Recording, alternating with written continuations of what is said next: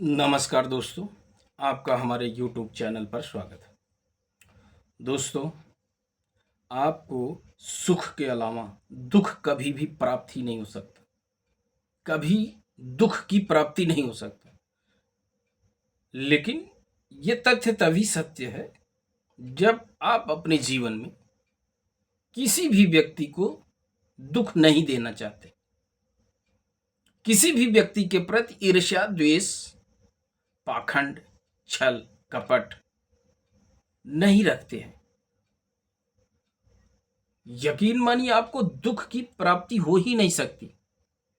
दुख नाम की कोई चीज है ही नहीं संसार में। दुख को हमने बनाया। इस संसार में घड़ा था क्या? घड़ा नहीं था ना, घड़ा को हमने बनाया। इस संसार में जो चीजें हम देख रहे हैं, जिन चीजों का हम उपयोग कर रहे हैं, वो थी नहीं, उसको हमने बनाया। था क्या? सूरज, चंद्रमा, पृथ्वी, वायु, जल, ये चीजें थी। ये मानव के लिए हितकारी हैं, लेकिन मानव के कार्यों की वजह से ये मानव के लिए कभी कभी अहितकर साबित हो जाती हैं।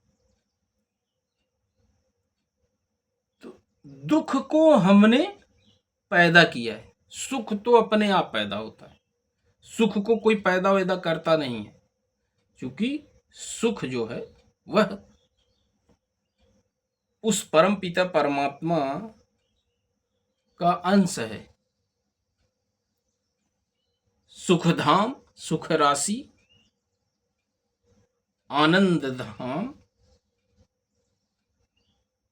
ये जो सुख का कॉन्सेप्ट है वह परम पिता परमात्मा से संबंधित है, और वह अनवरत, शाश्वत, मानव या जीव के लिए ईश्वर की तरफ से गिफ्ट है। अब उस गिफ्ट को लेने के लिए हमको भी कुछ करना पड़ता है।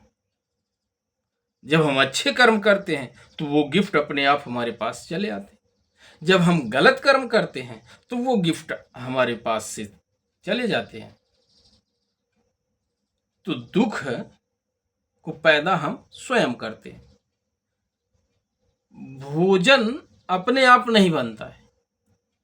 भोजन तीखा बनेगा कि भोजन मीठा बनेगा, वह हमारे ऊपर डिपेंड है। हम उसमें कितना मिर्च मसाला डालते हैं वह हमारे ऊपर डिपेंड करता है।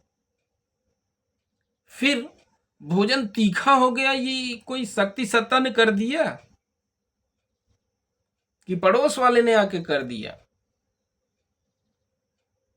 भोजन को तीखा तो हमने ही किया। ऐसे ही दोस्तों, ये जो दुख है उसको हमने स्वयं बनाया है।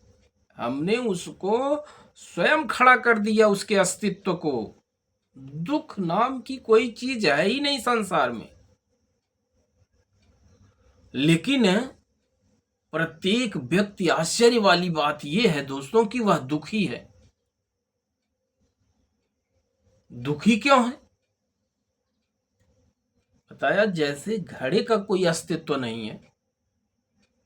घड़े को हमने बनाया अपने उपयोग के लिए, और उपयोग वहां उसका तो सार्थक है।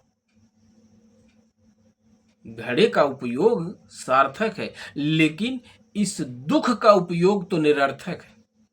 इस दुख को जिसको हमने खड़ा कर दिया है, वह जब हमारे जीवन में आता है तो हमें एकदम से त्रस्त कर देता है।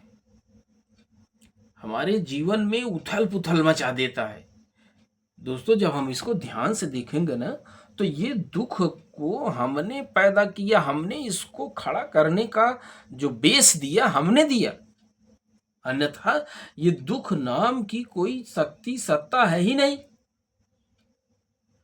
आप समझने की कोशिश करें कि प्रकाश जब तक नहीं है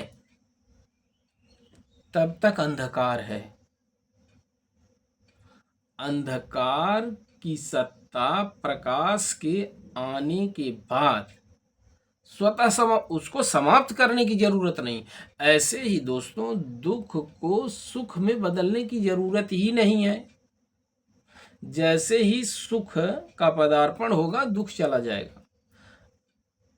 ऐसा दुख के साथ भी होता है, जैसे ही दुख का पदार्पण होता है सुख चला जाता है। लेकिन दुख को आने के लिए हमने जगह दिया है। जगह कैसे दे दिया? अपने कर्मों से, अपनी बुद्धि से, अपनी धारणा से। पड़ोसी को दुख मिल जाए तो हमको सुख मिल जाएगा। हमारा दुश्मन दुखी हो जाए, उसके घर में आग लग जाए, हम सुखी हो जाएंगे। दुश्मन के घर में आग लग जाए हम सुखी हो जाएंगे। पड़ोसी को दुख मिल जाए हम सुखी हो जाएंगे। किसी को दुख मिल जाए हम सुखी हो जाएंगे, ये तो धारणा हमारी गलत है। अब वह दुख हमारे लिए कैसे आ रहा है? हमारी जो धारणा है वह हमारे लिए सुख और दुख को पैदा कर देती है। धारणा तो हमारी दुख वाली है कि फला व्यक्ति को दुख मिल जाए, फला व्यक्ति से हमारी ईर्ष्या है, फला व्यक्ति से द्वेष है, हमारे अंदर छल कपट दंभ पाखंड सब भरा पड़ा है। ये हमको सुख दुख देता है।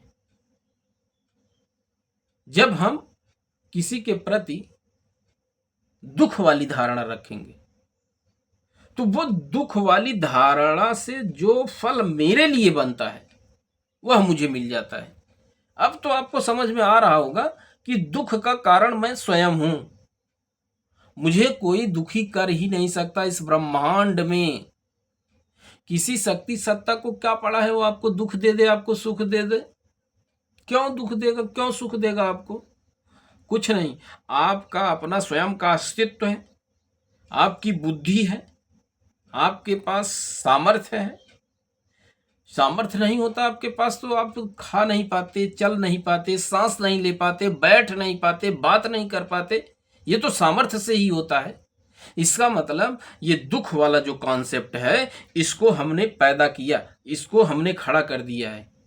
इसको खत्म करने का एक ही रास्ता है कि दूसरों के लिए कैसे सुख पैदा हो जाए, ऐसी धारणा को हम धारण कर ले, हमें अपने आप सुख की प्राप्ति हो जाएगी। जैसे हमें अपने आप दुख की प्राप्ति हो जाती। मैं चाहता तो नहीं हूं दुखी हो जाऊं, कभी नहीं, कोई नहीं चाहता कि मुझे दुख मिल जाए, लेकिन फिर भी दुख मिलता है उसको, निश्चित रूप से मिलता है। संसार में आप जाके कहीं भी देख लीजिए, कोई सुखी नहीं है। किसी का बेटा उसके बस में नहीं है, किसी की बहू उसके बस में नहीं है, किसी का पड़ोसी उससे लड़ाई झगड़ा किए पड़ा है, किसी का भाई लड़ाई झगड़ा किए पड़ा है। क्यों पड़ा है लड़ाई झगड़ा किए हुए? अकेले उस बहू की गलती है, अकेले उस बेटे की गलती है, अकेले उस बाप की गलती है, अकेले उस पड़ोसी की गलती है? दोस्तों, अकेले कोई चीज किसी भी तथ्य का निर्माण नहीं कर सकती। निर्माण करने के लिए कोई न कोई चीज चाहिए। दुख किसको मिलेगा? दुख मिलने के लिए भी तो एक कोई चाहिए जिसके जीवन में दुख आ जाए। सुख किसको मिलेगा? अगर कोई है ही नहीं तो सुख दुख वाली बात ही खत्म हो जाती है। तो दोस्तों, जो पिता, जो पुत्र, जो बहू, जो पड़ोसी आपसे परेशान है या आप उनसे परेशान हैं, वो हमारे कर्मों का फल है। यकीन मानिए, आपके कर्मों का रिटर्न गिफ्ट आपको जरूर मिलेगा। जो हमने किया है वो मिलेगा किसको? हमको ही मिलेगा। मान लीजिए कि आज हमको भोजन बनाना है किचन में, और हमने रोटी सब्जी चावल दाल बना दिया। अब जब भी मैं भोजन करने के लिए जाऊंगा तो हमको क्या मिलेगा? रोटी सब्जी चावल दाल। सामान्य सी बात है, क्योंकि हमने रोटी सब्जी चावल दाल ही बनाया है। वो पूरी पकवान खीर में तब्दील नहीं होगा, जब भी मैं भोजन करने के लिए बैठूंगा तो वह मुझे वही मिलेगा जो हमने रोटी सब्जी चावल दाल बनाया था। इसका मतलब कि दुख को मैंने ही बनाया है, और जब भी मेरे जीवन में दुख आता है तो जैसे रोटी सब्जी चावल दाल बनाया था और वही रोटी सब्जी चावल दाल मिला, वैसे ही दुख भी हमने पैदा किया है और वह हमें अपने आप स्वतः मिल जाता है। उसको चूंकि दुख कोई लेना नहीं चाहता, लेकिन ये अकाट्य सत्य है। श्री रामचरितमानस में आता है कि कर्म प्रधान विश्व करि राखा, जो जस करे सो तस फल चाखा। जैसा जो करेगा वैसा उसको फल मिल जाएगा। और आज के समाज में दोस्तों विवेक तो मर ही गया है, क्योंकि साधु संतों का, बड़े बुजुर्गों का कोई सम्मान नहीं, कोई आदर नहीं है, तो विवेक शक्ति शून्य हो गई। विवेक शक्ति प्राप्त कैसे होती? श्री रामचरितमानस में इस तथ्य का उल्लेख किया गया कि बिन सत्संग विवेक न होई, राम कृपा बिन सुलभ न सोई। बिना सत्संग के विवेक नहीं प्राप्त हो सकता है, और वह बिना राम की कृपा से संभव नहीं है। आइए इसको सांसारिक रूप में देख लेते हैं कि बिन सत्संग विवेक न हुई। जब तक अच्छे लोगों का आप संग नहीं करेंगे, आपको उचित अनुचित का ज्ञान नहीं प्राप्त होगा। और अच्छे लोगों का संग कैसे प्राप्त होगा? जो राम है, वहां तो भगवान की संज्ञा दे दी गई है इस चौपाई में। जो राम है वो हमारे बड़े बुजुर्ग राम है, वो राम की कृपा से ही मिलेगा। तो बड़े बुजुर्गों की कृपा से अच्छे लोगों का आपको संग मिल जाएगा, और अच्छे लोगों के संग से आपके अंदर विवेक शक्ति जागृत हो जाएगी, और उस विवेक के आधार पर आप अच्छे कर्म करेंगे, और अच्छे कर्म करेंगे तो अच्छा सुख, अच्छी चीजें आपके जीवन में अपने आप घटित होना शुरू हो जाएंगी।